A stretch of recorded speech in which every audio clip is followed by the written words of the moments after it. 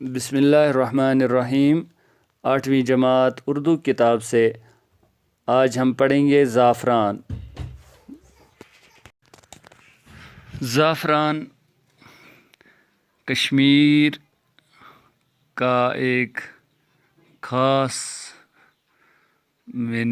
تحفہ ہے اللہ کا کہ یہ کشمیر ہی کی سرزمین میں زعفران زیادہ پایا جاتا ہے، جبکہ بہت سارے علاقوں میں اور بھی ہے ملک دنیا کے، جیسے پاکستان میں ہے اور بھی کئی جگہ پر یہ پایا جاتا ہے، لیکن یہاں کی جو ہے کشمیر میں اس کی خاص ایک حیثیت ہے۔ تو یہاں پر زعفران کے عنوان سے مخزن مضامین سے یہ ماخوذ ہے، یہ مضمون، اور اس مضمون میں مشہور شاعر کالیداس نے اپنی کتابوں میں زعفران کے کھیتوں کے حسن کی جا بجا تعریف کی ہے۔ جا بجا میں نے جگہ جگہ، ہر جگہ، ہر وقت ان کو اس کا وہ کیا ہے تعریف، میں نے اس کی خوبی بیان کی ہے۔ سنسکرت کا کوئی طالب علم کالیداس کو فراموش نہیں کر سکتا ہے۔ یہ بھی ہم آپ کو بتاتے چلیں کہ سنسکرت ہندوستان کی مذہبی زبان ہے، جس طرح ہماری عربی زبان مسلمانوں کی مذہبی زبان ہے، اسی طرح سے ہندوستان کی ہندوؤں کی مذہبی زبان سنسکرت ہے۔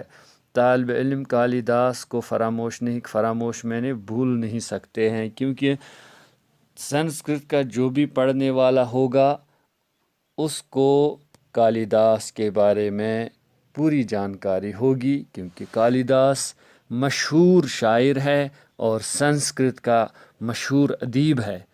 زعفران کے حسن نے شاعروں، ادیبوں اور مفکروں کو اپنی طرف متوجہ کیا ہے۔